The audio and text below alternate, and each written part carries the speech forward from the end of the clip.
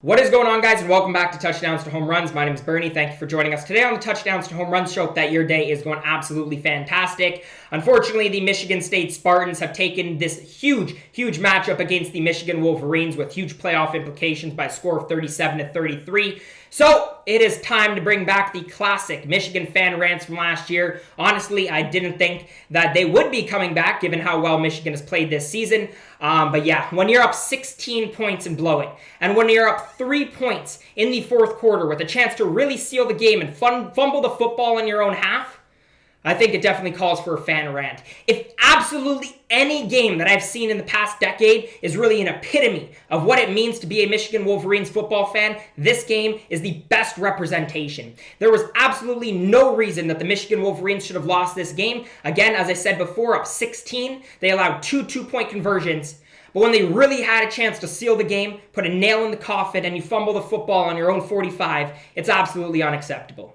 This is a game that should have improved the Michigan Wolverines to 8-0 and give them a real shot with Penn State in 2 weeks to put themselves into a real good position for the college football playoffs.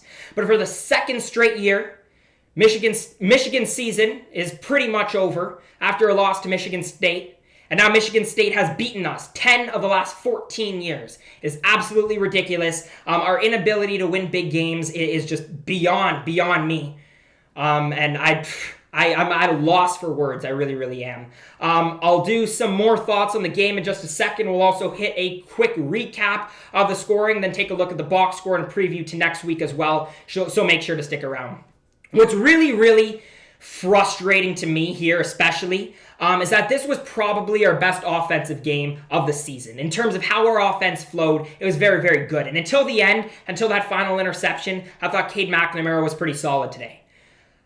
With that being said, I think the big story was A, our running game's inability to get going, but also B, our inability on defense to make adjustments. And there's no reason.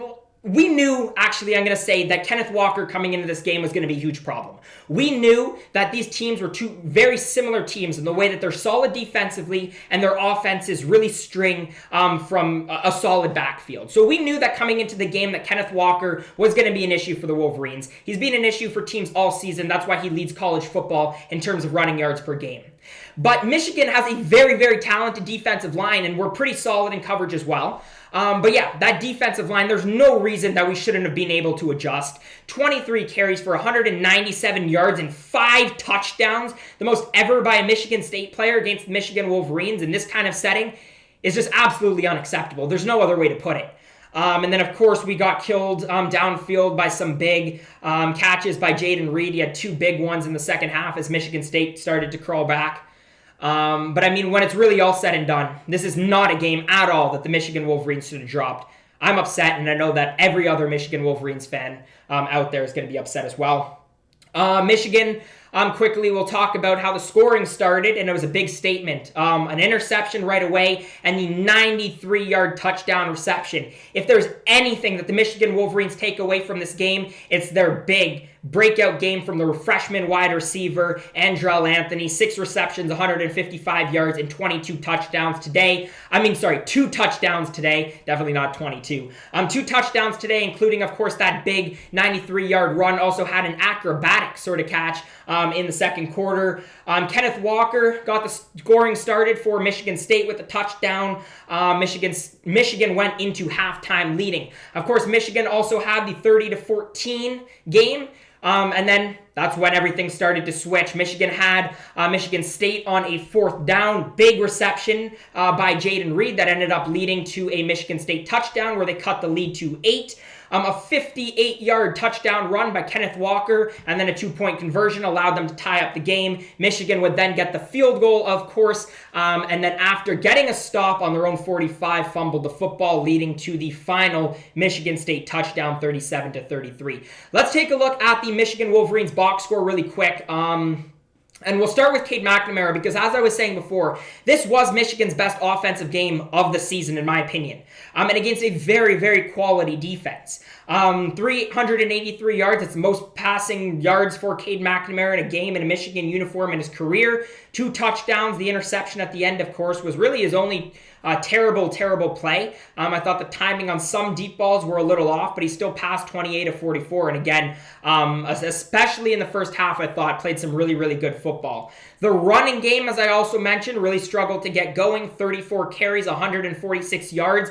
Not awful, only an average of 4.3. Definitely different than what we saw last week against Northwestern, and really for the majority of this Michigan season as well. And we knew coming into the game, now we'll talk about Kenneth Walker in just a sec, but we knew coming into this game that these are two very similar teams, both with very solid defenses and both with very solid backfields. And Michigan got outplayed for sure today in the backfield. Receiving, I said, huge breakout game by Andrell Anthony. 6 receptions, 155 yards, 2 touchdowns, both in the first half, and some really fantastic touchdowns. The long run, of course, and then the terrific catch. These were actually his first 6 receptions of his college football career. So I'd expect him to get some more touches here on out for the rest of the season. Eric All was really the only other guy who got really into the receiving game. 10 receptions, 98 yards. We had a couple of other guys get involved as well. Cornelius Johnson had 6 receptions for 36 yards, but a bad drop catch at the end.